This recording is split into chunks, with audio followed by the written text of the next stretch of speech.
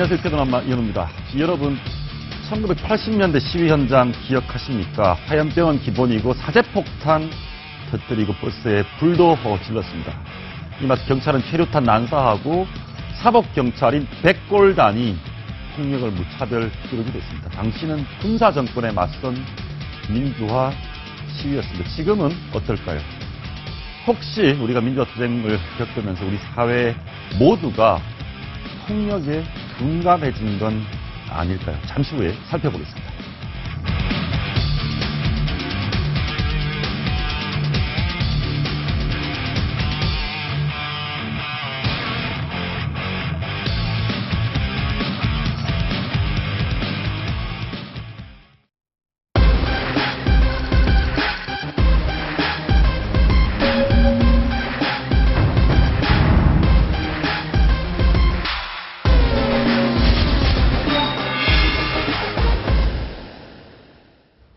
시위대의 쇠파이프에 맞아서 17년 동안 의식불명 상태에 있다가 2년 전 사망한 의경 청년 의무경찰이 있었습니다.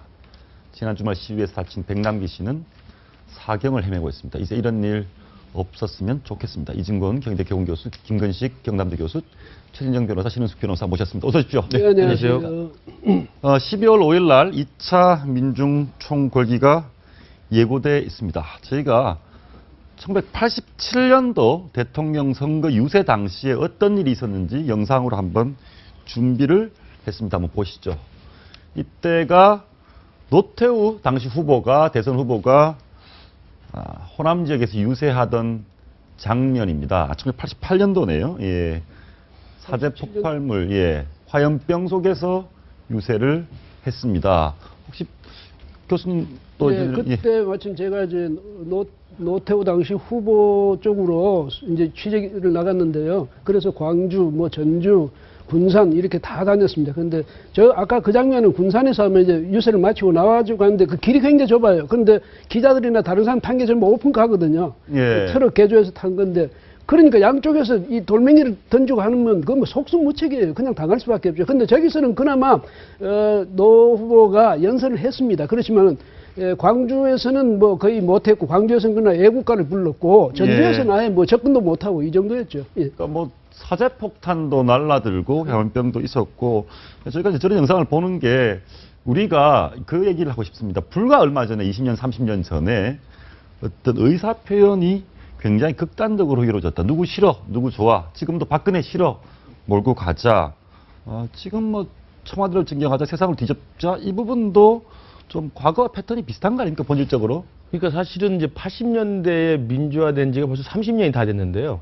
지금 우리들의 이제 관행이나 이제 문화 속에는 오랫동안 이게 자리 잡아왔던 군사 독재와 이에 저항하는 또 폭력적 저항이 있지 않았습니까? 예. 그러니까 사실은 억누르고 진압하는 이 공권력, 그다음에 여기에 대해서 저항하면서 저항을 정당성을 가져왔던 우리의 또 시위 문화가 있었기 때문에 그때는 강대강에 맞부딪히는 수밖에 없었죠. 그래서 사실은 체류탄을 쏘면 돌을 던지고 저쪽에서 페퍼폭을 쏘면 이쪽에서 화염병을 던지는 이런 식의 이제 맞대응이 계속 폭력을 계속 부추겼던 것이고요. 아까 예. 뭐 앵커도 말씀하셨습니다만 경찰도 죽고 다치고 학생도 죽고 다치고 우리 쪽에서도 이 동아일보 그때 유명한 그 창에 그 글이 그 종철아 할 말이 없대 이거 있지 않았습니까? 종철아 할 말이 박정철. 죽었던 학생들도 많고 죽었던 경찰들도 굉장히 많았습니다. 예. 그리고 저도 뭐 그 80년대 대학을 제가 암울하게 다녔습니다만 그때는 폭력적 권력과 폭력적 저항이라는 폭력 대 폭력이 맞붙는 상황이었기 때문에 정말 지금은 돌이켜보기 힘든, 돌이켜보기 쉽지 예. 않은 저런 장면들이 많은데 그게 지금 30년이 넘어서 민주화가 진전이 상당히 됐다고 하는데도 예, 지금 도심 한복판에서 화이바 머리에 폭력과 뭐, 폭력이 부딪히니까 머리에 뭐를 쓴 사람들, 저 사람들 그 유명한 백골단 아닙니까? 백골단. 네, 사법경찰들이고요. 예. 저들이 이제 그야말로 이제 사과탄을 던지면서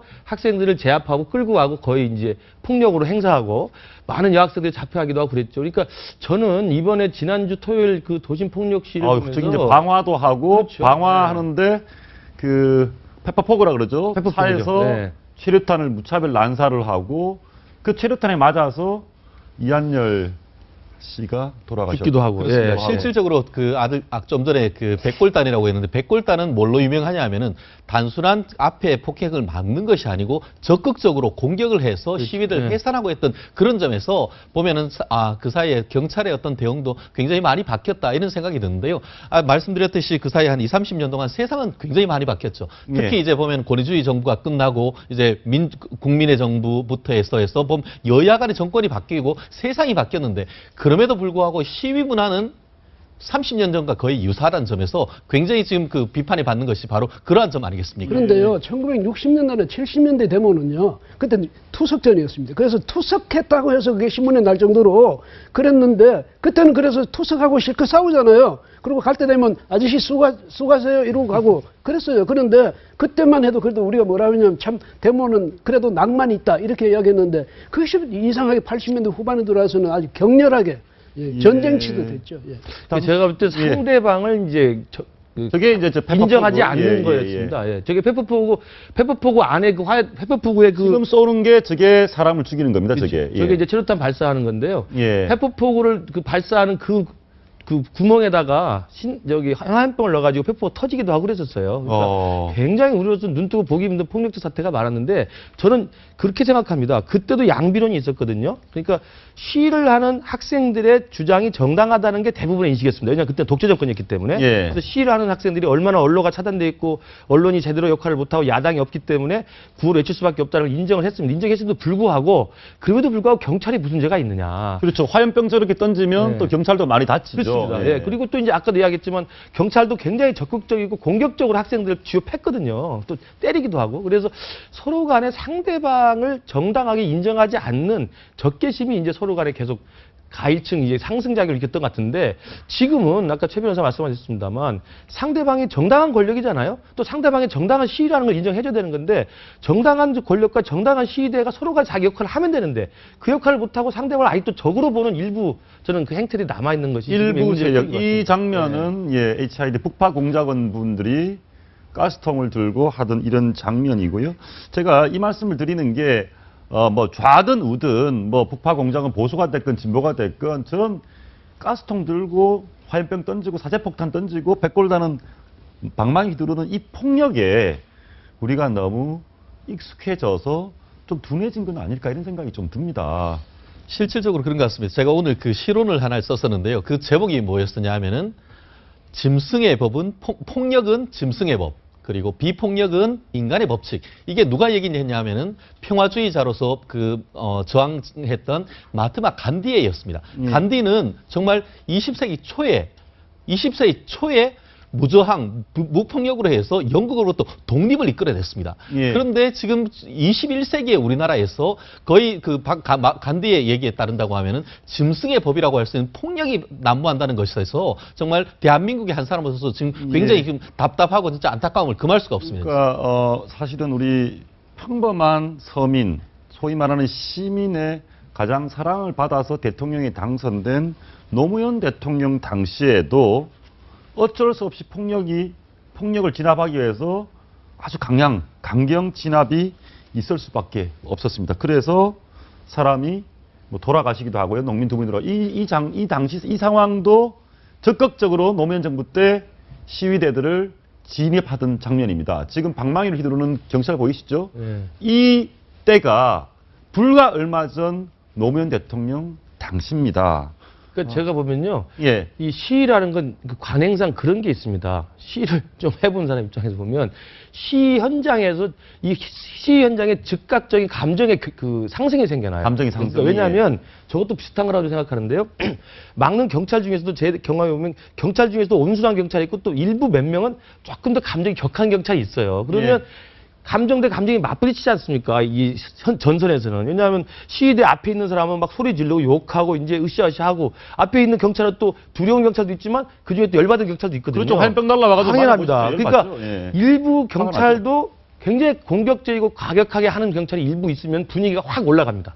시위대도 마찬가지입니다. 일부 이제 흥분한 시위대도 사람. 대부분은 온순하고 평화롭게 하려고 합니다. 그리고 뭐 싸움에서 뭐 피 튀기는 누가 좋아하겠습니까? 근데 그중에 시위대에서도 몇몇이 굉장히 격한 감정들을 가지고 과잉 시위를 하게 됩니다. 그러면 과잉 시위대와 과잉 진압이 맞부딪히면요, 거기에 있는 사람이 이쪽 양편으로 돼 있기 때문에 다 한꺼번에 쏠려갈 수밖에 없는 상황이 되는 거거든요. 근데 다만 그 부분에 대해서 네. 제가 조금 한번 말씀드리고 싶은 것은 단순한 그런 그 강대강의 문제가 아니고 아시다시피 우발적이 아닌 미리 준비된 죽창, 준비된 쇠파이프, 준비된 각종 그 도구들, 그게 문제인 것이죠. 실질적으로 오늘 보면은, 낮에는 그렇지 않다고, 밤에는 단순한 어떤 쇠코챙이가 문제가 아니고, 주먹 크기만한 쇠돌 같은 것들이 막 날아온다는 것입니다. 그거는 단순한 우발적인 것이 아니고 미리 그와 같은 폭력을 준비했다는 점에서 문제의 심각성이 있다는 것이죠. 만약 이것이 시위가 아니고 일반적인 어떤 사회 모임에서 그와 같은 일이 있었다라고 생각을 해보십시오. 그렇다고 하면 그건 굉장히 고의적이고 굉장히 악의적인 범죄이기 때문에 정말 그 사건 같은 경우에는 검찰이든 경찰이든 나설 수밖에 없는 것 아니겠습니까? 명분이 있기 때문에 그런 것인데, 그렇다고 하면 스스로 명분을 하기 위해서라도 본인의 진정성을 위해서라도 폭행을 써서는 안 된다는 그 말입니다. 그리고 아니 저는요, 이 양비로는 좀 다소 이제 문제가 있다. 무슨 얘기냐면 지금 최 변호사 이야기한 데 더 붙이자면, 애초에 이것은 주도했던 저기 나오네, 저분 한상균인가 위원장 있잖아요. 뭐라고 했습니까? 그 자신은 법을 피해서 도망다니면서도 선동을 했거든요. 뭐라고? 청와대로 징격하자. 무슨 정권의 핵심부인 청와대로 징격하자. 징격하자는 건 무슨 뜻입니까? 징격해서 거기서 적들을 몰아내자 이 말입니까? 그 다음 적들을 괴멸시키자 이 말입니까? 그렇게 선동을 일단 했으면 그것은 일부 과격한 시위대에 의해서 저질러진 일이라기보다는 애초에 이 시위를 주도한 측에서 애초에 선동된 폭력 시위였다, 이렇게밖에 볼 수 없는 거예요. 선동됐고 준비된 폭력이다.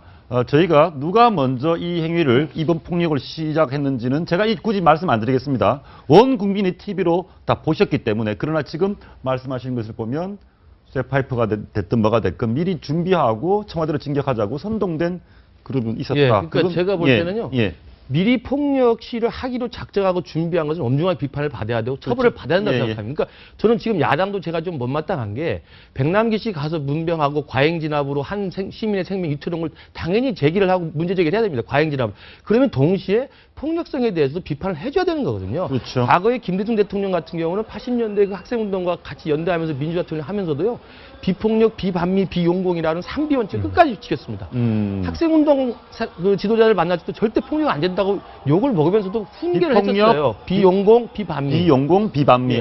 김대중 대통령이 세 가지 원칙. 지켰기 때문에 이제 직선 재결을 하면서 이제 갈 수 있었던 거거든요. 그러니까 저는 야당도 그런 좀 균형 잡힌 시각이 필요하고, 저는 새누리도 마찬가지로 생각하고요. 우리 쪽도 시위를 한 사람이 진짜 일부가 그걸 미리 준비한 의도적이기 때문에 저 처벌을 받아야 마땅하다고 생각합니다.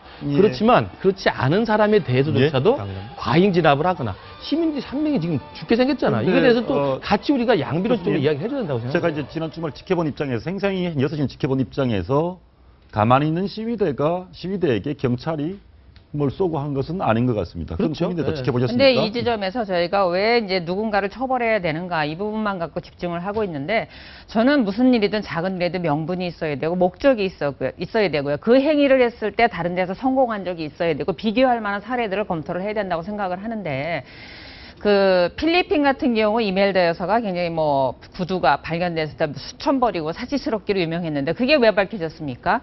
시위대가 그 사람들이 거주하고 있는 궁궐, 그죠? 처소로 쳐들어갔지 않습니까? 그래서 결국은 정권을 잃고 떠났죠. 그럼 우리 시위대가 청와대로 진격해서 그럼 그림 띄워오고 그릇 가져오고 사진 부수고 하실 겁니까? 지금 시대가 그런 방법으로 이거를 전복할 수 있는 시대도 아니고, 우리나라 자체는 지금 법으로 정권을 바꿀 수 있는 제도 자체가 완비되어 있는 나라입니다. 근데 청와대로 진격해서 어쩌자는 건데요. 전 그런 생각을 했습니다. 경찰이 차벽을 막고 수비 안에서 청와대 들어가셨으면 어떻게 했을 건데요.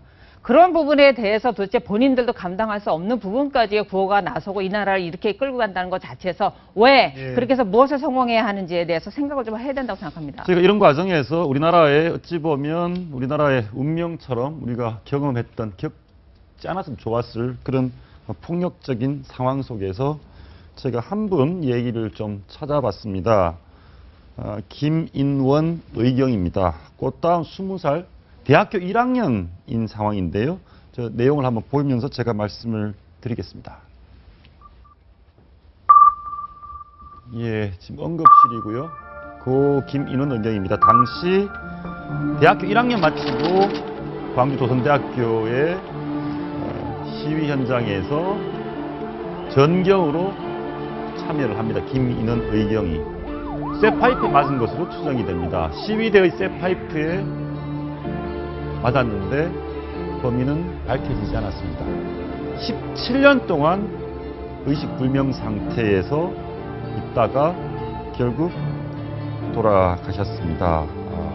진짜 참 저분에게 박근혜 정부 대통령께서 훈장까지 수여했지만 20살, 21살 나이에 전경으로 군복무를 대신하다가 시위대의 쇠파이프에 맞아서 무려 17년 동안을 의식불명 상태에 있다가 돌아가셨습니다. 저분 아버지가 이런 얘기를 했습니다. 17년 의식불명 후에 사망한 후에 그분 아버지의 얘기입니다.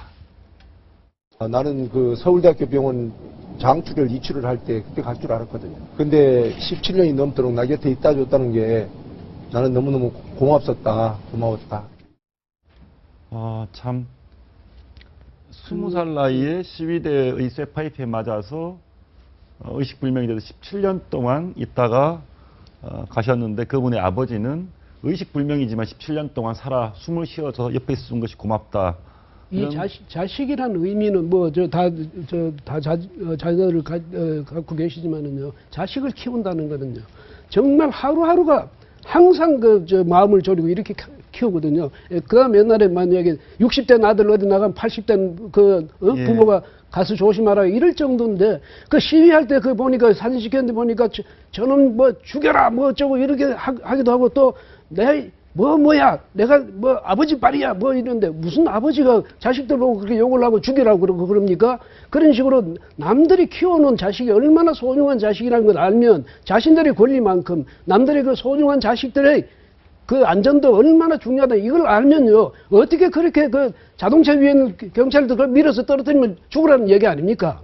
어떻게 이렇게 우리 사회에서 우리끼리 다른 민족도 아니고 다른 이민족도 아니고 무슨 전쟁 치는 상대도 아니고 우리끼리 어떻게 이렇게 각박할 수가 있는지 정말 그 과격 시위를 하신 분들 복면을 해가지고 나는 숨겼다 이렇게 해서 뭐 그 여유 만만하신지 모르지만요 돌아서서 인간의 양심으로 다시 한번 좀 생각해 보시기 바랍니다. 당시 저 의무경찰 고 김인원 의경이 시위 진압한 어떤 시위지를 진압하러 갔었습니까? 그 당시에 이제 조선대학교 총학생회에서 그 예. 북한 김형직 사범대학교와의 자매 결혼식 같은 게 있었다 이렇게 아, 얘기를 합니다. 예. 그때 이제 국법법 위반으로 진압하기 위해서 투입을 됐다가 이제 시위대가 흐른 쇠파이프에 머리를 맞아가지고 저렇게 그 광주 보훈병원에 갔다가 17년간 이렇게 의식을 잃고 있었었는데요.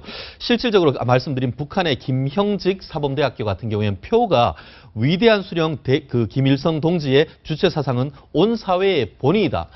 결국 지금 우리나라에 있는 체제와는 전혀 관계없는 전혀 반대되는 것이죠. 한마디로 주체 사상을 추종하는 그와 같은 대학교와 자매 결혼을 했다는 점에서 사실 공권력으로서는 가만히 있기 어려웠던 점인데 저는 조금 전에 연결식을 보면서 정말 안타까웠던 것이 지금 벌써 96년에 그렇게 돼 있는데 오늘자에 있는 영정사진이 그 당시에 예. 그 당시의 사진인 걸 보면 참 가슴이 이게 아팠습니다. 1996년도인데 그때 쓰러졌는데 지금 사진이 어떻게 있겠습니까? 근데 부모로서 그러니까 네. 이제 재작년에 돌아가신 사진인데 네. 그런데 예. 그 부모로서 자식을 앞선다는 것이 그것만큼 큰 고통은 없을 것 같습니다. 차라리 대신 죽어줄 수 있었다면 죽어주면 기꺼이 부모가 했을 겁니다. 근데 이 아들 또한 시위 현장에서 당연히 뭐 의무로서 해야 되는 일이지만 그날 아침도 부모는 굉장히 걱정을 많이 했을 것 같습니다. 근데 이번에도 100여 명의 의경이 다쳤는데 그 이름 하나하나 누군지 다 아십니까? 모르고 그건 잊혀져 있고 이 사람 또한 17년 동안 누워 있었지만 누구 하나 이 사람을 기억한 사람이 있나요? 광주 하면 기억하는 건 다른 분들 민주 열사만 기억하시지 광주 보훈병원에 이 사람이 17년간 누워서 의식도 없이 살았던 걸 아나요? 그럼 37살에 죽었을 때 20년 살고 17년을 병실에 있다 죽었습니다. 그 부모의 심정들을 생각한다고 하시면 시위라는 것 자체를 먼저 하시는 분들이 좀 평화적으로 하시고 그 앞에 맞는 사람들이 누군지 인간인지 누구의 아들인지 한 번만 좀 생각을 해주시기 바랍니다. 네. 너무 저도 가슴 뭐 아픈 정말 이 국가의 예. 공권력으로 투입이 돼서 시위를 막다가 저렇게 정말 비명에 저렇게 고인이 된 분에 대해서 정말 안타깝게 생각하고요. 저는 정말 저것이 국가 차원에서 시위를 막는 사람이나 시위를 하는 사람이 더 이상 폭력이 좀 없도록 하는 이런 좀 우리의 자성이 필요하다고 생각이 들고요. 한마디만 말씀드리면 그럼에도 불구하고 저는 지난 토요일 날 이 시위 사태 이후에 우리 각 언론에서 막 설명하는 걸 보면 시위대 폭력성과 폭도 규정만을 계속 하고 있어요. 그 맞는 측면이 있습니다. 그러나 또다시 과거에 우리가 당했던 게 또 많이 있거든요. 그렇죠. 경찰도 죽었지만 학생도 많이 죽었고 고문당해 죽은 사람도 많고 끌려가 죽은 사람도 많고 행방불명 사람도 많아요. 그 사람들의 죽음도 같이 우리가 고민을 해야 되는 상황이고요. 지금에도 분명히 이야기를 하지만 시위대 폭력성을 우리가 먼저 비판을 해야 됩니다. 그렇지만 그렇다고 그래서 또 시위대의 폭력성을 진압하는 과정에서 또 과잉 진압을 통해서 한 생명이 또 위태롭게 된 것도 같이 이야기를 해주는 것이 그 부분은 교수님 과잉 진압인지 아닌지는 네. 이미 이제 과잉 진압인지 아닌지는 지금 파악하는 중에 있고요. 저는 신은숙 변호사님 말씀처럼 우리가 수많은 열사들 민주화를 위해서 하신 분들도 있죠. 예, 그렇지만 정말 20살, 21살 나이에 아무 잘못도 없이 이름도 없이 쇠파이프에 맞아서 의경이 한 17년 동안 있다가 잊혀져 버린 것은 정말 누가 기억을 해줍니까? 그리고 너무 안타까운 것은 저 사람에게 쇠파이프를 둥기를 휘두른 시위대는 누군지 밝혀지지 않았습니다. 결국은 뭐 복면을 했는지 안 했는지 모르겠지만 그 혼란한 와중에 아마 저 김인원 의경을 때려 죽인 그 시위대인 사람도 본인이 휘둘러서 죽였다라는 것을 모를 수도 있을 것 같습니다.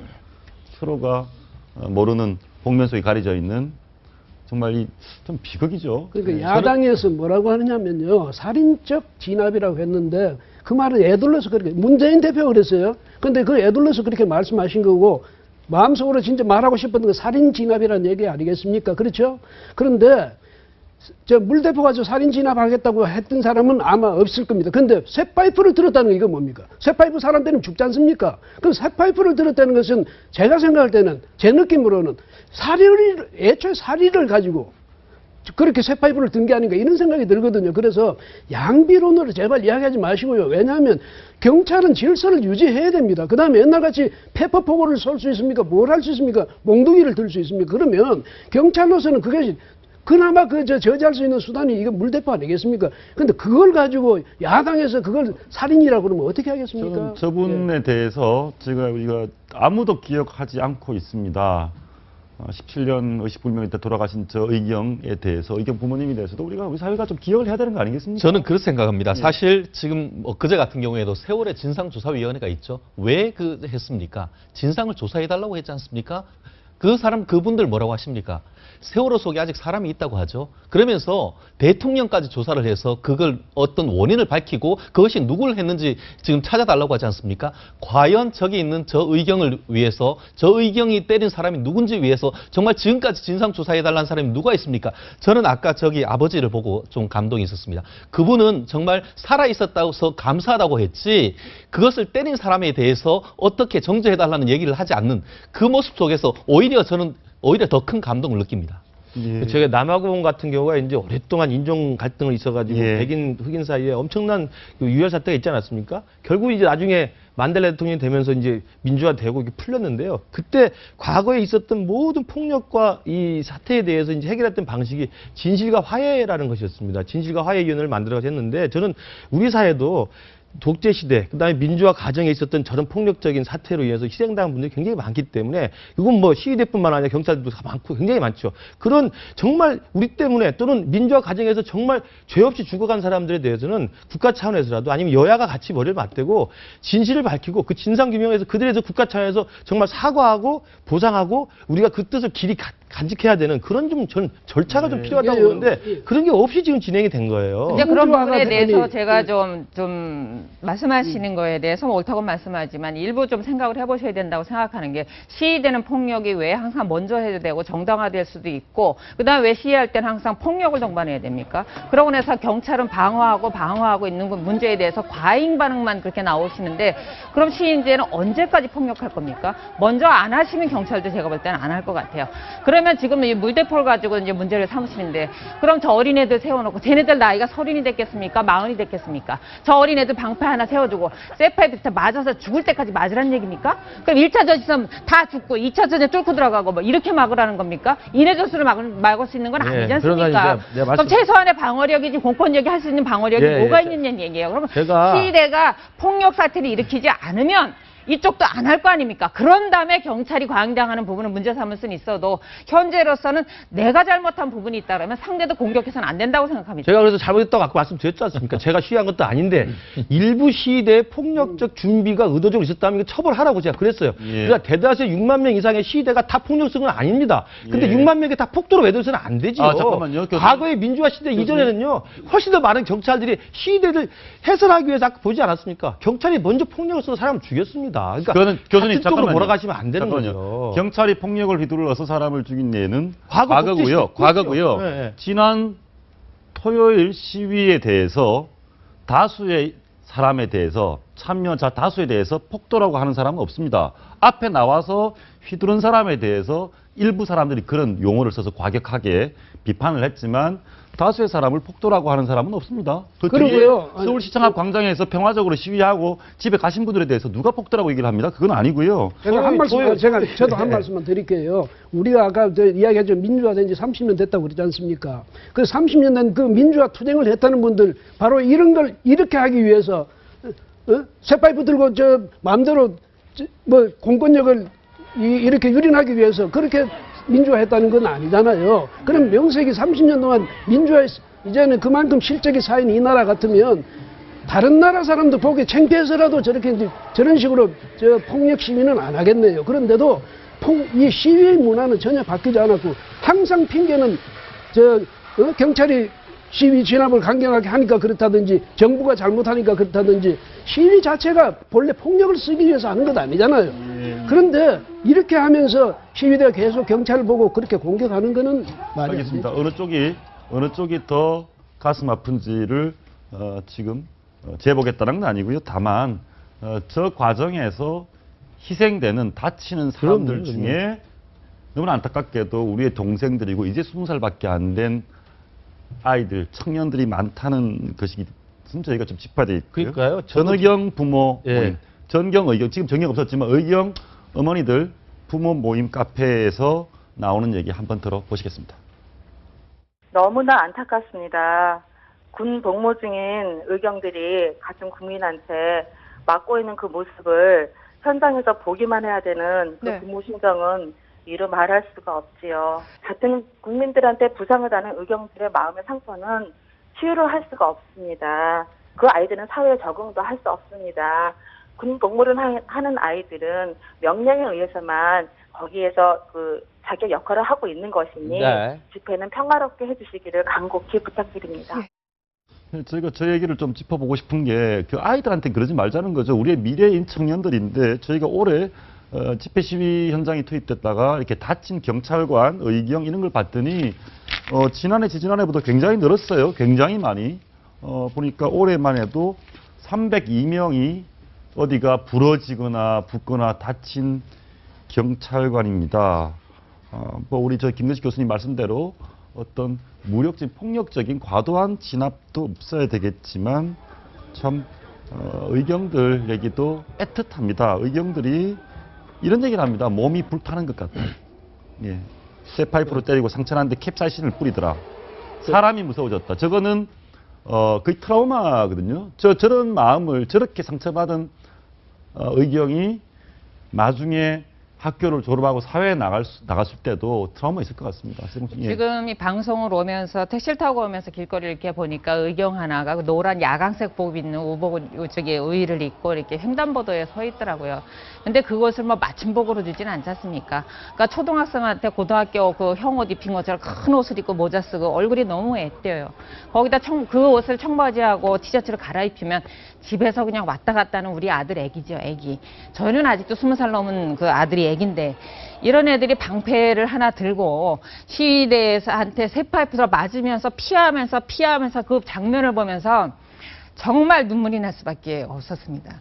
왜냐하면 걔가 맞고 나서 생각을 했을 때 내가 왜 맞았을까? 이거 맞아도 될 만큼 내가 뭘 잘못했을까 생각하면 거기에 누가 답변을 하실 수 있냐는 거냐. 왜 맞아야 되냐고요? 왜? 그러니까 왜 그 아이들이 대신에 정권을 대신해서 맞겠습니까? 과거 30년 전, 40년 전 독재 시절을 대신해서 맞겠습니까? 왜 맞아야 되는지. 그래서 이 의경 엄마들이 그 현장에 나갔답니다. 아들이 그 방패를 부여잡고 두들겨 맞는 걸 보면서 펑펑 울었답니다. 저는요, 만약에 제 아들이 시위대에 가서 누구한테 맞아서 다쳤다면 그 얼굴에 복면을 썼어도 얼굴 없는 귀신이 와서 때렸어도 지구 끝까지 쫓아가서 잡을 겁니다. 그렇게 비겁하게 하지 마시고 얼굴 드러내고 때리시고 정당하게 처벌받을 각오로 때리십시오. 이유가 있다면. 제가 신 변호사님의 어머니로서의 심정을 충분히 이해하고요. 제가 부탁 말씀드린 건 제가 시위한 것도 아니고 제가 때린 것도 아니고 제가 좀 변명하게 더 이상하게 되는데 시위를 한 사람이 일부의 폭력성에 대해서는 제가 처벌을 해야 된다고 생각을 해요. 민주화된 지금에서 도심 한복판에서 어떻게 쇠파이프 들고 때립니까? 이건 잡아가야 됩니다.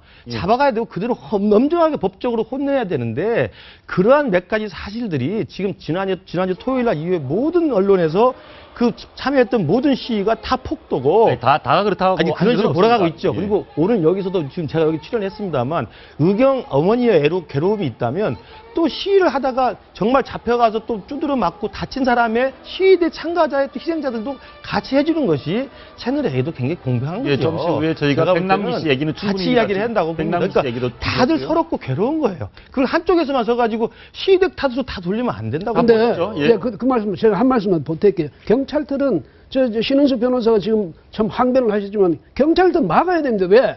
공공의 안녕 질서를 위해서 막는 것이 경찰의 책임입니다. 그렇죠? 그것은 그러니까 국가의 공공 안정 질서를 위해서 막아야 되는데 그것을 공격하면 어떻게 합니까? 무슨 얘기냐면 시위의 자유가 분명히 있어요. 이번에도 시위의 자유는 허용됐어요. 근데 왜 경찰을 공격합니까? 그러니까 이것은 경찰이 왜 우리 길을 막느냐는데 그 길은 허용 안 된 곳은 막을 수 있는 것 아닙니까? 경찰이 질서를 위해서 막는데 그걸 공격해놓고 당연히 막아야죠. 그거를 공격해놓고 그것은 우리가 서로 쌍방이 피해 잘못이다. 장소를 신고한 데가 있잖아요. 그렇죠. 그럼 당연히 막아야 됩니다. 폴리스 라인이 있는 거 아닙니까? 근데 그 막는 과정에서 격한 싸움이 벌어질 때 양쪽 다 서로 자제하는 것이 필요한 것이고요. 하나만 제가 말씀드릴게요. 그런 과정에서 지난 토요일 날 시위를 빌미로 해서 폭도로 몰아가는 지금 사회 여론이 어떤 걸 가지고 오냐면 새누리당 관계자들이나 새누리당 대표나 많은 국회의원들이 심지어 어떤 국회의원은 촉으로 쏴주고 된다는 거 아닙니까? 이런 식의 분위기를 몰아가는 건 제가 볼 때 또 다른 시위를 양산하는 겁니다. 잠깐만요, 교수님. 조금 더 균형적인 이야기 여기서 분명히 하나 하시죠.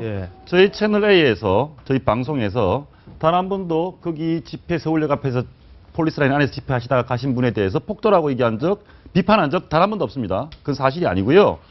다만 과하다 이런 얘기를 하고 계신데 과하다는 건 서로 입장이 다를 것이고 제일 중요한 건 이번 시위는 국민들이 다 지켜보셨습니다. 국민들이 판단해 주실 거고요. 얘기를 좀 바꿔서 교수님께 지금 이거 한번 물어보겠습니다. 자, 그러면 다수는 선량하고 일부는 좀 과격했다. 시위 중에. 그런데 그러면 수배 중인 한상균 위원장이 청와대로 진격하라는 그렇게 선동을 하고 지금 조계사에 숨어 있습니다. 잘못됐죠. 그러니까 제가 정말 우리 야당에게도 부탁하고 싶고 우리 제야 운동단체도 부탁을 하고 싶은데 지금은 얼마든지 자기의 의견들을 밝힐 수 있는 통로가 있어요. 야당도 있고 심지어는 정식적으로 가서 청와대 앞에 자기의 민원을 접수할 수도 있는 거고 성명서를 발표할 수 있는 거예요. 근데 왜 굳이 다중이 모인 장소를 택해서 행진을 하고 해야 되는지 저는 이해가 되지 않습니다. 그래서 저는 우리 한상균 민노총 위원장 께도 이제 부탁드리고 싶은 게 저렇게 해서 청와대로 행진하는 게 무슨 의미가 있습니까? 그러려면 오히려 제야 운동권 자체가 더욱더 국민들의 신뢰를 받고 국민들 마음속으로 들어가서 표를 얻어서 내년에 정권 교체를 하는 게 중요하지. 정권을 바꾸지 못하는 짓을 하면서 무슨 청와대 행진합니까? 저도 그게 답답해요. 정말 그들한테 저도 볼면 소리 하고 싶어요. 그렇지만 또 한편으로 그렇다고 해서 몇몇 폭력 사태를 가지고 모든 언론이 나서가지고 저렇게 일부 국회의원이 총을 쏘는 미국에서 8명, 9명 죽게 된다.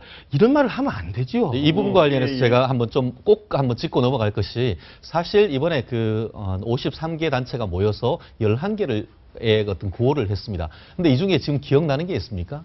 왜 그 모임을 했죠? 왜 총궐기를 했죠? 저한테 물어보지 마세요. 결국 제가 묻는 건 그럽니다. 우리가 그 집회 시위의 자유는 사실은 언론 출판의 자유는 사실 있는 사람, 가진 사람들이 언론이란 어떤 그 대프레스를 가지고 있기 때문에 그 반면에 소수자들은 그런 매체를 가지고 있지 않기 때문에 실제로 현장에 나가서 소수의 목소리를 드러내는 그 얘기인 것입니다. 그런데 아시다시피 요즘 인터넷 언론입니다. 사실 동아일보나 아니면은 오마이뉴스나 인터넷에는 그것입니다. 그럴 정도로 지금 인터넷 환경이나 언론 환경이 바뀌었습니다. 그런 상황에서 지금 나와가지고 뭐를 했지만 실질적으로 11개의 구호는 어디로 간 게 없고 현실적으로는 부딪혀서 그것이 정권에 대한 포갑이다.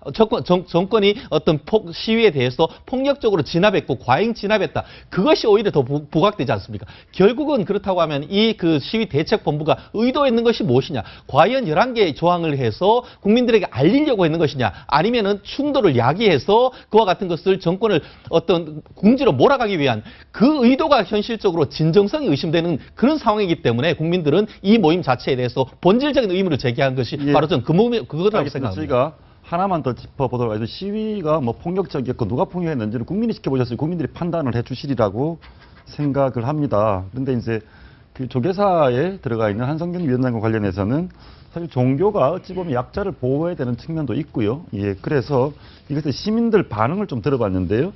좀 약간 엇갈리는 측면이 있는 것 같습니다. 한번 들어보시죠. 죽어라! 죽어라! 죽어라! 절에 신선하게 응? 신도들만 와야 되는데 이게 뭐냐고 지금 난장판 모양. 그리고 저 사람이 여기 들어오면 안 되는 거지. 왜 수감이 여기 불공들인도 와서 진짜로 숨어? 큰 죄를 져서도 다 용서하는 게 부처님 법의 자비. 때가 되면 이제 잘해서 잘 돼서 가기를 바라고. 예, 이런 얘기가 있었고요. 이와 비슷한 목소리, 특히 이제 한상균 위원장 비판하는 목소리를 내셨다가 굉장히 곤란해지신 분이 한 분 있습니다. 서청원 최고위원인데요. 서청원 최고위원이 이런 얘기를 했습니다. 한번 들어보시죠. 이미 구속영장이 청구된 범법자이기 때문에 보호하는 그릇한 인상을 국민에게 주어서는 불교계가 그렇게 크게 대접을 받지 못할 것이다. 예, 불교계가 대접을 받지 못할 것이다. 이 정치인으로서는 상당히 위험한 발언을 하셨다가 예, 항의 방문을 받았습니다. 항의 방문을 받고 이제 항의를 다 받으신 다음에 이제 스님들이 나가시는데 서청원 예, 최고위원이 예, 굉장히 이제 예, 한 명 한 분씩 다 이제 인사드리고 예. 예, 굉장히 그 아주 실세분인데 아주 웃으면서 이렇게 숙이는 모습이시네요. 예. 정치인은 뭐 어쩔 수 없이 저렇게 해야 되는데 예. 그 불교계도 말이죠. 그게 찬성을 하지 않는 반대하는 많은 국민도 있지 않습니까? 자신들이 만약에 예. 그 물론 교리에 따라서 사람을 사랑하자 아무리 죄인이라도 품어 앉아 이거에 따라서 누가 반대할 사람은 없습니다. 그렇지만은 한상균 위원장이라는 분 말이죠. 실정법을 위반해가지고 체포 또 구속영장까지 받았는데 법을 우롱하고 법을 비웃으면서 이렇게 다니고 또 거기다가 종교 거기 가서 숨어요. 이게 비겁하지 않습니까? 당당히 예. 해야죠. 당당히. 시위는 시위고 선거는 선거인 것 같습니다. 불교계 표를 의식하셨는지 서청원 대표 이 여권의 실세인데 저렇게 굽신굽신하는 모습은 참 오랜만에 보는 것 같습니다. 저희가 잠시 후에 말씀 계속 나눠보도록 하고요. 예, 우리 이진근 교수님, 신우수 변호사님은 여기서 인사드리겠습니다. 예. 말씀 감사합니다.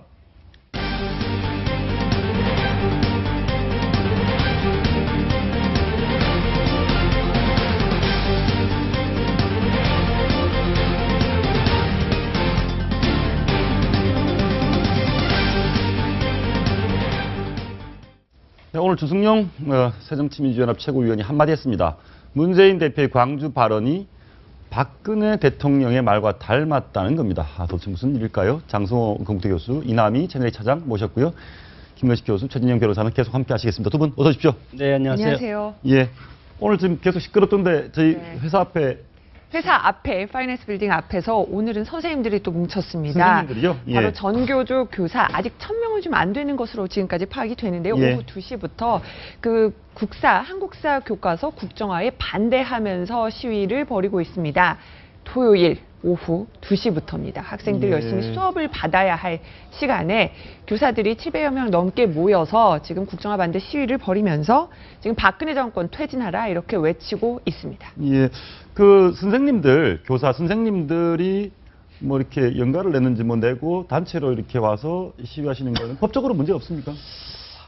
법적으로 왜 문제가 없겠습니까? 있습니까? 결국 그 교사들의 어떤 정치적 표현의 자유와 학생들의 어떤 수업을 받을 권한이 이렇게 충돌하고 있는데, 물론 뭐 그 선생님들 같은 경우에는 다른 대체 선생님 모셔놓고 했기 때문에 문제가 없다고 하지만, 갑자기 그 반에 어떤 선생님이 없어지고 다른 분이 오면은 그 수업이 사실 제대로 되겠습니까?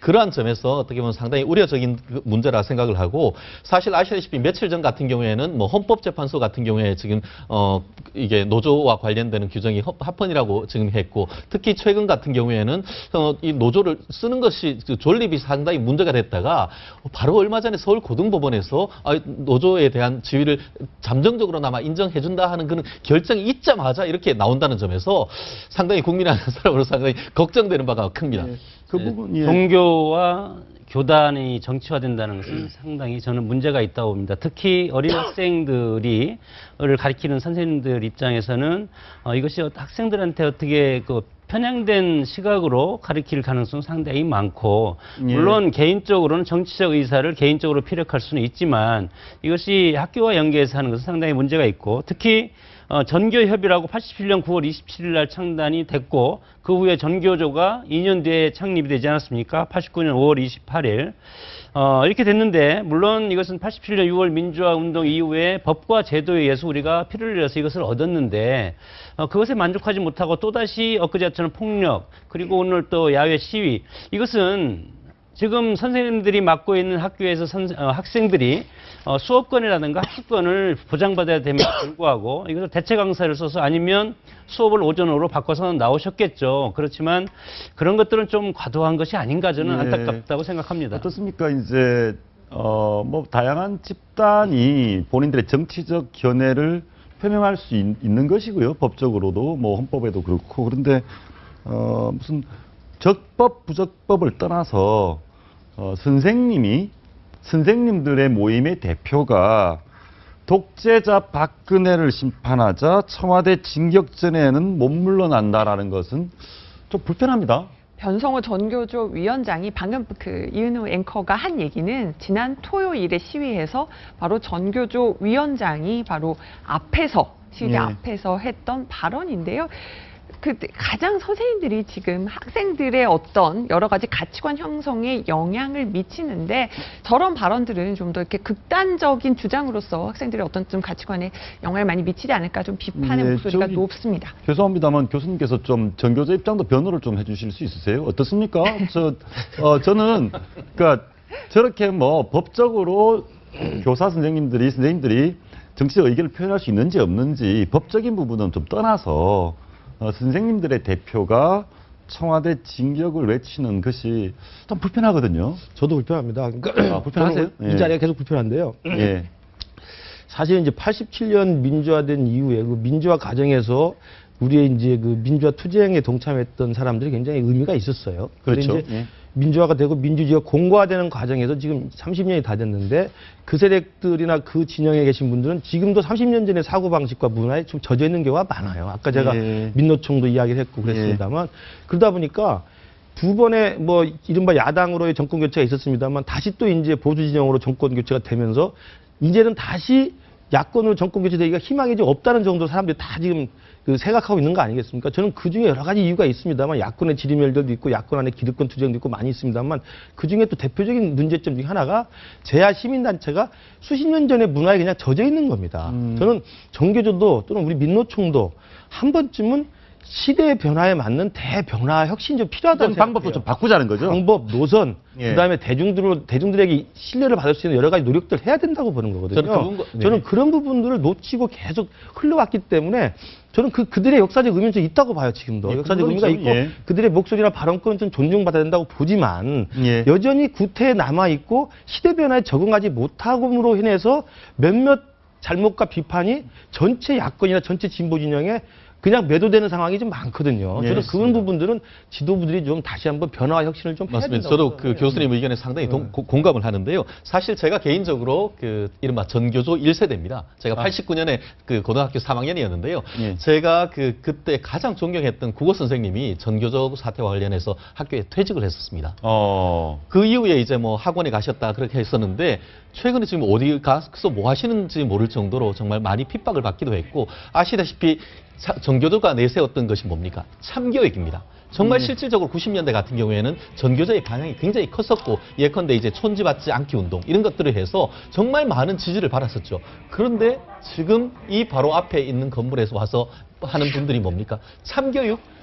그 어디 그 전교조 그의 목소리에서도 참교육이란 것을 전 듣지를 못하고 지금 얘기하는 것은 거의 좀 전에 뭡니까? 독재자 심판해야 된다. 청와대 진격에서 절대 물러날 수 없다. 학교 교실에서도 똑같은 말씀하십니까? 국민들은 그렇기 때문에 지지를 받지 못하고 아시다시피 제가 알기로는 선생님 중에 90년대 같은 경우에는 전체 선생님 중에 전교조 가입 교사가 굉장히 많았던 것으로 알고 있습니다. 그렇지만 현재 그 전교조란 것이 상당히 정치화된 다음에는 지금 전교조에 가입하는 분들이 정말 얼마 되지 않을 정도로 그 세가 줄었다는 것은 본질로 돌아가야 될 정말 교육운동에 헌신했을 때의 국민들로부터 그 지지를 받았지 그것이 학교로부터 떠나왔을 때 정말 국민들로부터 또 교사들 자체로부터의 배제되고 소외된다는 점에 대해서는 정말 뼈아픈 반성을 해야 된다고 봅니다. 우리가 이제 오늘날 이제 다원적 민주주의 시대가 됨으로써 지금 전교조를 놓고 볼 때 이제 정치화된 것하고 이익 집단화된 것 두 가지 측면에서 봤을 때는 이익 집단화한 것은 상당히 의미가 있다고 봅니다. 예. 왜냐하면 뭐 여러 가지 봉급이라든가 이런 것들 국가적으로 혜택받는 것들은 그렇게 해서 우리 사회가 다원지기 때문에 챙겨야 되지만 교사 선생님들의 입장은 교과서를 해석하고 학생들한테 전달하는 인성교육에 가장 큰 책무가 있고 예. 여기에서 정치적인 지금 갈등이 많은 남과 북이 분단된 상태에서 정치적인 식견을 학생들한테 나름대로 해석해서 주입한다는 것 그리고 그것을 대국민 여론전으로 나와서 오프라인 나와서 이렇게 광장에서 거리의 정치를 한다는 것은 교사 선생님으로서는 좀 문제가 있다고 봅니다. 예, 알겠습니다. 그런데 이제 지금 정치권 얘기를 잠시 해보면 오늘 문재인 대표께서는 이번 시위 과정에서 다친 시위대 백남기 씨를 병문안을 다시 했습니다. 두 번째 방문을 했는데요. 그 자리에서 백남기 씨의 지금 사경을 해보면 백남기 씨의 딸이 지금 한 얘기가 있습니다. 딸 얘기 직접 한번 들어보시죠. 아빠는 일단 그 물대포에 맞아서 쓰러지셔서 저기 중환자실에서 사경 헤매고 계시지만 더 이상 이런 상황이 발생해서는 안 되잖아요. 정부 차원에서도 대책을 세우고 어찌됐건 뭐 저희가 큰 틀에서 넓게 보면 뭐 우리나라의 뭐 군사 독재 시절 뭐 그때의 투쟁 지금까지 쭉 이어지는 과정에서 어찌 보면 백남기 저분도 어찌 보면 넓은 희생자일 수 있고요. 그 가족들은 얼마나 가슴이 아프겠습니까? 예, 문재인 대표도 거기 가서 한마디 했습니다. 한번 들어보시죠. 지금 뭐 일부 새누리당 의원들까지 나서서 사고 경위에 대해서 뭐 왜곡하고 또 심지어 우리 그 백남기 선생님께 뭐 맞아면 모욕을 받는 그런 일까지 벌어지고 있는데 그에 대해서도 우리 당이 강력하게 대처를 하겠습니다. 예, 저는 뭐 그렇게 느꼈습니다. 제가 문재인 대표를 비판하자고 하는 건 아니고 저 백남기 씨의 따님이 그런 얘기를 하죠. 이런 일이 다시 발생하면 안 되는 거잖아요. 예, 그렇습니다. 이런 시위가 벌어지고 시위 과정에서 충돌로 다치는 일이 없었으면 좋겠다고 하면 문 대표께서 두루두루 참 이렇게 잘 그런 일이 재발되지 않을 여러 가지 방안을 찾아보겠다라고 했으면 좋았을 텐데 뭐 새누리당 의원까지 나서서 뭘 왜곡하고 그것에 대처하겠다 이런 얘기를 하면 그러니까 제가 볼 때도요. 예. 정말 이런 그 시위와 진압의 악순환의 고리 그리고 앵커가 계속 말씀하시는 이 폭력에 둔감해진 우리 사회를 정당하고 양산하고 재생산하는 게 정치권입니다. 정치권이다. 정치권이 나서서 자기의 당리당락에 따라서 시위 현장이나 시위 사태가 이슈화되면 자기들 아집에 자기 눈으로만 해석을 하는 거거든요. 예. 그래서 정말 문재인 대표가 저기 가서 저 자리에 있었다면 제가 만약에 문재인 대표라면 이렇게 했을 것 같아요. 정말 안타깝습니다.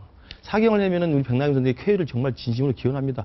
다시는 우리가 이런 일이 없도록 해야 되겠습니다. 시위나 진압이나 이게 얼마나 우리 국민적인 손해입니까라고 정말 균형적인 이야기를 하면서 시위도 없게 하고 진압도 없게 하는, 그리고 시위대가 시위를 할 필요가 없게 하는 나라를 만들겠다. 그렇죠. 그리고 멋있는 정치권이 얘기죠. 나서겠다라는 이야기를 저는 하는 게 훨씬 나았을 거라고 생각이 들고요. 그리고 백남기 선생님 거기를 그 문변을 갔으면 우리가 또 시위대에 다친 또 의경들도 한번 찾아가 보는 것도 저는 괜찮을 거라고 봐요. 또 마찬가지로 김무성 대표도 예. 동영상 틀어놓고 시위대의 폭력성만 부각시킬 게 아니라 그렇다고 하더라도 또 그 백남기 선생한테 왜 안 갑니까? 그래도 어쨌든 시민인데 지금 죽을 고비를 맞고 있지 않습니까? 예. 저는 정치권이 왜 이런지 정말 합리적 여당과 합리적 야당이 저는 대한민국을 제대로 이끌어야지.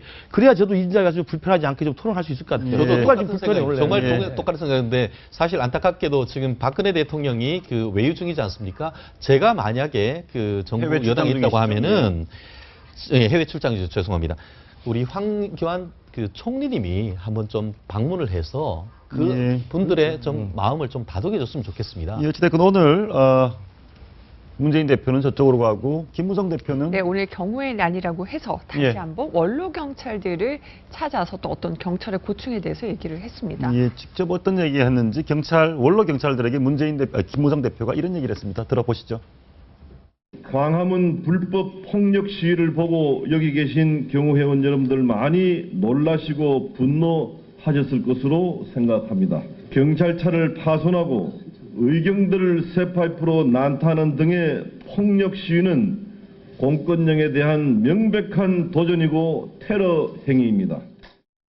제가 네 분께 한번 그런 질문을 드려보겠습니다. 먼저 문재인 대표가 의경을 찾아가면, 다친 의경을 병문안을 하면 소위 말하는 이번에 행사에 참여한 여러 이른바 진보 단체들로부터 비판을 당하게 됩니까? 비판을 당해서도 안 되고요. 비판을 당해도 가야 되는 거죠. 비판을 제가 당해도 아까 가야 된다. DJ 말씀드렸지 않습니까? 진정한 정치인이고 국가를 이끌 수 있는 경륜 있는 사람이라면 균형을 잡아야 됩니다. 아니 그게 진보 진영에서 일부 삿대질하고 욕한다고 그거 겁내서 안 가면 안 되지요. 예, 그러면 그런 의식들이 있어야 한다고 봐요. 반대로 한번 보겠습니다.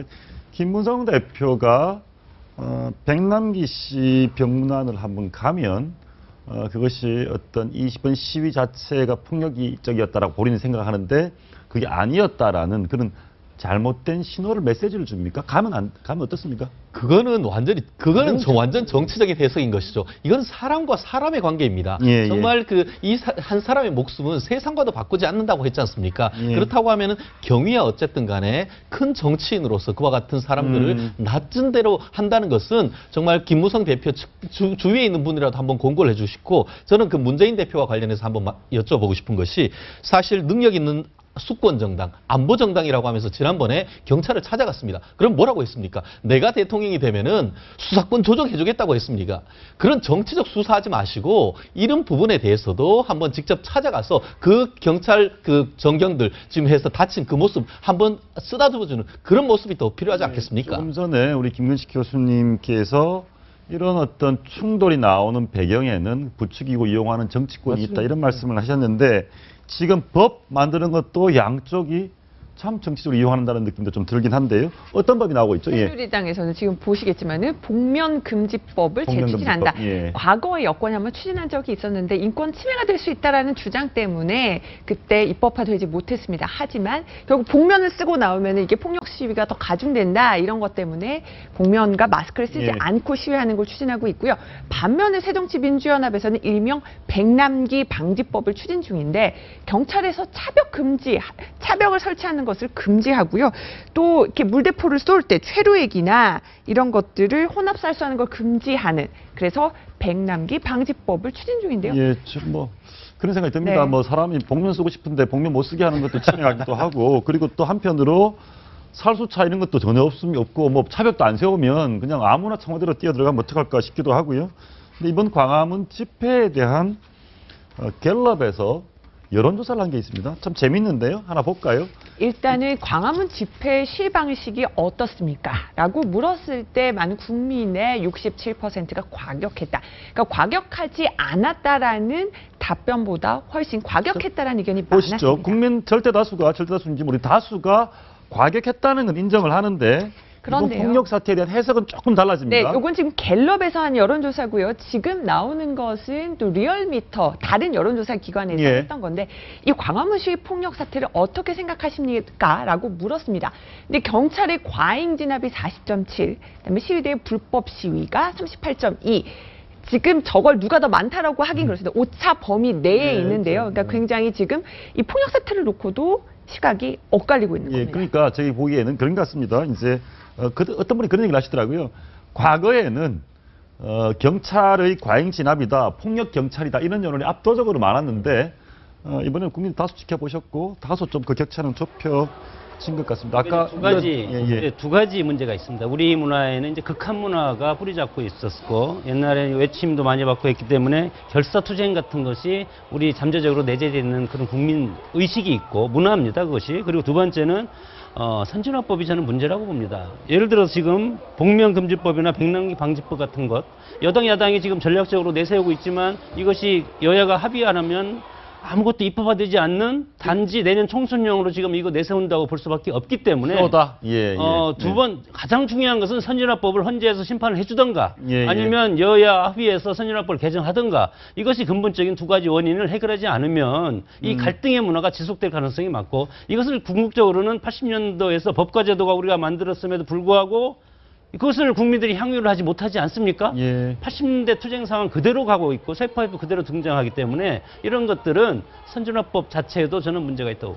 그러니까 알겠습니다. 어찌됐건 시위가 이제 과격했다라는 얘기는 여론조사에 대해 한 말씀만 드리면요. 저는 국민들이 굉장히 현명한 지금 판단을 하고 계신다고 봐요. 그러니까 시위가 가격했다는 점에서는 굉장히 이제 압도적으로 하고 있고요. 그럼에도 불구하고 과잉 진압과 시위대 책임을 비슷하게 물고 있거든요. 저는 그래서 제가 매번 말씀드립니다만 시위를 하려면 평화적으로 한다는 것을 정말 이제 문화화할 필요가 있어요.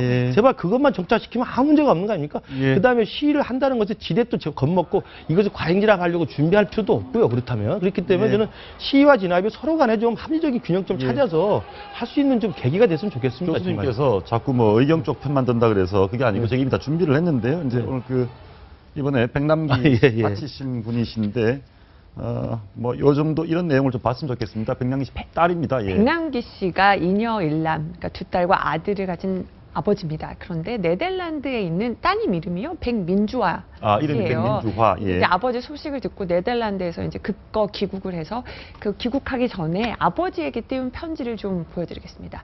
30년간 아빠 딸이었으니까 내가 잘 압니다. 아빠는 세상에 영웅이고픈 사람이 아니라 마땅히 해야 할 일을 한다고 생각하고 행동하는 사람이었습니다. 근데 아빠 왜 이렇게 다쳐서 차갑게 누워 있나요? 아빠 이제 진짜 영웅이 될 때야. 어서 우리 가족의 영웅 제자리로 돌아와 주세요. 라고 글을 올렸습니다. 저는 저 글을 보면서 이거는 이념적인 좌우도 아닙니다. 그런 거 전혀 아니고요. 저 따님이 지금 마지막에 그 메시지를 맺고 있는 말은 우리 가족의 영웅. 그러니까 뭐 이념적 투쟁, 무슨 과잉을 다 떠나서 저 시위 현장에 있는 경찰, 의경, 시위대 모두 한 명 한 명이 어느 가족에게는 무엇에도 바꿀 수 없는 소중한 가족이고 그렇기 때문에 저희가 이렇게 폭력적인 상황이 앞으로는 생기지 않도록 우리 김은식 교수님 말씀대로 문화가 좀 바뀌어야 된다. 정말 참 안타깝습니다. 안타깝고 아까 그 의경 이야기도 있었습니다만 이런 일들이 다시는 없어야 되고요. 그렇다면 정말 우리 쪽에서 한쪽으로만 극단으로 치우치는 양극단의 이제 편향들은 좀 정말 교정돼서 합리적인 정말 문화가 좀 정착됐으면 좋겠습니다. 그리고 저도 한 말씀만 더 드리고 싶은 것이 복지제도도 마찬가지로 사회적 국민적 대타협이 없었기 지금 혼란이 되고 있지 않습니까? 마찬가지로 폭력 문화도 마찬가지로 신사협정을 맺어서 이것은 정치권에서 합의하면 될 겁니다. 정치권에서 사회적 대탑을 맺어서 평화 시위하자 그리고 법과제도 지키자 이런 운동을 먼저 펼치면 국민들이 정치권을 또 좋아하지 않겠습니까? 저희가 그 얘기로 좀 맺어서 좋겠는데 저희가 앞에 본 20살 나이에 시위대에 쇠파이프로 맞아서 96년부터 무려 17년 동안 의식불명 상태에 있다가 돌아가신 고 김인원 의경의 안타까운 사연 그리고 그 아버지가 누군가에 분노하지 않는 그다음에 있어준 아들에 대해서 고맙다는 얘기 그리고 지금 이번에 백남기 씨의 따님이 하는 메시지는 경찰이 나쁘다는 얘기도 아닙니다. 시위대가 옳다는 얘기도 아닙니다. 우리 가족에게는 너무 소중했던 아빠를 회고하는 내용이었습니다. 이런 일이 생기지 않도록 해야 될 정치권은 지금 여전히 지분과 공천권 이런 얘기를 많이 하고 있습니다. 지금 문 안 바뀐데 어떻게 되고 있나요, 임담 차장? 예. 안철수 전 대표, 안철수 의원 여전히 침묵 중이고요. 침묵 오늘은 새정치민주연합 최고위원 회의에서 주승용 최고위원이 다시 문재인 대표에 대해서 따끔하게 사과하라 이렇게 얘기를 했습니다. 예, 한번 보시죠. 이제 저희가 이제 들어보니까 안, 박 이 부분 보니까 안철수, 박원순 두 분에게도 자기의 어떤 공천 권한을 좀 나눠주겠다는 거 아닙니까? 그런데 한쪽에서는 나 공천권 나눠줄게 하고는 한쪽에서는 나한테 비판하는 건 공천권 달라는 거지 하면서 화를 내고 있거든요. 한번 들어보시죠. 이제 당내에는 단합을 명분으로 저를 흔드는 그런 분들도 실제로는 자기의 공천권을 요구하는 것이거든요. 좀 의아해서 그런데 안철수, 박원순 두 분에게는 공천권 좀 나눠줄게요라는 내용을 이렇게 좀 암시를 하면서 저쪽에서는 공천권 달라는 사람은 나를 흔들고 나를 흔드는 사람은 공천권 달라고 한다? 그쪽은 누구죠? 비주류인가요? 어불성설이라고 봅니다. 왜냐하면 지금 친노 패권을 개파주의를 청산하는 국민적인 열망인데 문안박을 해서 공천권을 나눠겠다는 취지도 되고 어떻게 보면 이것은 이제 국면 전환인데 지도체제 문제는 당헌 당규에 따라서 해야 되고 당헌 당규는 누가 만듭니까? 당원들이 결정해서 만드는 국가로는 헌법 같은 존재인데 헌법에 그리고 당헌 당규에 있는 것을 대표가 임의대로 이것을 나눠준다? 이것은 정말 민주적인 정당이 아니고 정치적으로 아마추어리즘적인 표현이라고 봅니다. 오늘 주승용 의원이 한마디 하셨다 그랬죠. 그 얘기를 한번 들어봤으면 좋겠는데요. 주승용 의원이 왜 이것은 바로 그 문재인 대표가 광주에서 나 흔드는 사람 자신의 공천권 요구하는 것이다. 이 발언에 대해서 발끈하면서 결국은 박근혜 대통령이 진실한 사람을 선택해 달라고 말했던 것과 맥을 같이 하는 섬뜩한 주장이다. 이렇게 문재인 대표를 비판하는 글을 페이스북에 올렸고요. 이어서 오늘도 최고위원 회의에서 바로 문재인 대표를 겨냥해서 직격탄을 날린 겁니다. 예, 한번 어떤 얘기를 했는지 주승용 최고위원 얘기를 직접 한번 들어보시겠습니다. 박 시장을 앞세우면 선거 개입 논란 등으로 새누리당으로부터 공격을 받을 것이 뻔한데 왜 우리 당이 이러는지 모르겠습니다. 굳이 박 시장이 상처받을 일을 주장해서는 안 됩니다. 또 박 시장이 선거 지도부 참여는 앞으로 박근혜 대통령의 총선 개입에 비단길을 깔아주는 일이기 때문에 자제해야 합니다. 주승용 최고위원이 우리 당이 왜 이러는지 모르겠다라고 했으니까 김근식 교수님께서 우리 당이 왜 저러는지 설명 좀 해주시죠. 저도 왜 저러는지 저도 모르겠는데요. 예. 정말 한심할 뿐이고요. 예. 정말 저는 저희 민주당, 그러니까 야당이 다시 기사에 생할 수 있는 진짜 가능성이 있는지 정말 저도 좀 회의적인데 마지막으로 제가 호소하고 싶은 것은 자기부터 반성을 해야 됩니다. 자기부터. 제발. 우리가 지금 앞서서 시위문화 지금 1시간 가까이 이야기하면서 서로 상대방을 매도하고 상대방 탓만 할 게 아니라 자기도 한번 둘러봐야 되거든요. 야당은 야당대로 시위에 참가한 사람, 참가한 사람도 진압한 쪽은 진압한 쪽대로 또 그들을 비판한 쪽은 비판한 쪽대로 자기를 둘러봐야 되는데 야당의 가장 자기 반성이 없는 지금 집단이 돼버렸어요. 문 대표는 문 대표대로 왜 그 비주류가 그렇게 자기를 불신하는지 자기를 돌아봐야 되고요. 비주류는 비주류대로 문 대표가 왜 자기들 저렇게 매도하는지 자기를 돌아보면 됩니다. 성격에도 나오지 않습니까? 자기 눈에 들보는 안 보고 남의 눈에 티끌만 가지고 손가락질 하는 거예요. 저는 지금 야당에 가장 필요한 것은 자기 반성, 자기 성찰이고 자기 희생입니다. 자기가 먼저 반성하면 자기를 먼저 내려놔야 되죠. 문 대표가 먼저 내려놓든지 비주류가 먼저 불출마선을 하든지 저는 야당에 감동이라는 게 하나도 없는 게 됐어요. 감동이 없다? 감동이 없는 야당이 돼버렸어요. 먼저 자기를 내려놓으면 감동이 생깁니다. 감동의 릴레이가 시작이 돼야 되는데 아무도 놓지 않고 남 탓만 하고 자기는 괜찮고 남이 나쁘다는 거예요. 저는 이 부분에 대해서 국민들이 정말 고개를 들릴 수밖에 없다고 생각해요. 혼수 얘기하면서 안철수 의원 쪽도 좀 돌아섰나요? 어떻습니까? 혼수, 여전히 지금 안철수 전 대표는 다음 주쯤에 입장을 밝힐 걸로 보이는데 이런 얘기도 했습니다. 서둘러 거포장만 바꾸는 게 무슨 의미가 있느냐. 결국 문안박 연대를 말하는 겁니다. 거포장은. 이러니 문 대표가 말하는 혁신의 진정성을 의심할 수밖에 없다고 비판했고요. 안 전 대표가 빨리 화답을 하지 못하는 이유는 그 문 대표, 그러니까 친문 그룹에 대한 뿌리 깊은 불신이 자리하고 있다고 저는 생각을 해요. 근데 뿌리 깊은 불신이 더 화가 나게 된 게 혼수 요구한다고 예, 예. 결국은 이것을 문한박 연대에 대해 비판적인 것은 이것만 그러니까 겉포장만 바꾸는 게 아니라 당부터 바뀌어야 된다라는 진정성은 받아들이지 않은 채 공천 요구하는 지분 요구하는 사람으로 매도를 했기 때문에 예. 일단 화가 난 거죠. 친노 측에서는 안철수 의원이 아주 좋은 소재로 이렇게 안고 싶은 것은 두 가지 정도라고 생각합니다. 지금까지 안철수 의원이 보여준 정치력을 보면 지구력이 없다는 것. 예. 그리고 두 번째, 내년 총선에서 참패를 하면 누가 책임을 질 것인가. 그렇게 봤을 때 책임질 가장 적합한 의원이 안철수 의원을 생각하고 있지 않는가. 물론 문재인 대표도 총선에 참패하면 대선에 나올 수가 없을 겁니다. 이런 차원에서 어차피 대선을 목표로 한다면 문재인 대표가 지난 보궐선거 때 국민들이 요구한 것처럼 모든 것을 버리는 모습을 보이면 일단 총선을 피해서 대선은 갈 수가 있는데 여기서 버리지 않으면 총선에서 끝날이라고 봅니다. 교수님 말씀대로 그렇게 해석을 하셨는데 김 교수님 어떻게 보십니까? 안철수 의원이 지금 문재인 대표가 하자는 대로 따라가 주면 결과가 어떻게 됩니까? 저는 그 안철수 의원의 장고도 이제 거기 분명히 들어가 있다고 생각합니다. 그러니까 왜냐하면 저분이 문한박이 당을 살릴 수 있는 그 마지막 비장의 카드라고 하지만 정치공학도 생각해보면 내년 총선 패배가 지금 예상이 되고 있는데 총선 패배의 책임을 나누자는 것도 되는 거거든요. 그럼 안철수 의원은 이용만 당하는 거네요? 뭐 그렇게 생각할 수도 있죠. 그러니까 특히 또 아까 우리 이 차장님 말씀하셨지만 안철수 의원은 문재인 대표와의 2012년 단일화 협상에서 굉장히 안 좋은 추억을 갖고 있습니다. 지금 말로 공개를 못할 게 너무 많을 정도로 감정이 굉장히 깊어요. 그때 그 사람하고 해갖고 내가 나중에 다 이렇게 덤태기를 썼는데 또 같이 해?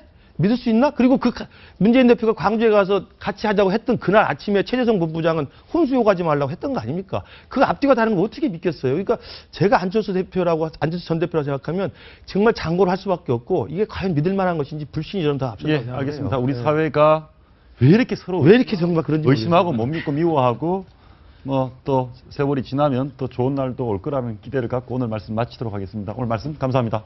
고맙습니다. 네, 큐는 한번 마치겠습니다. 시청해주신 여러분 고맙습니다.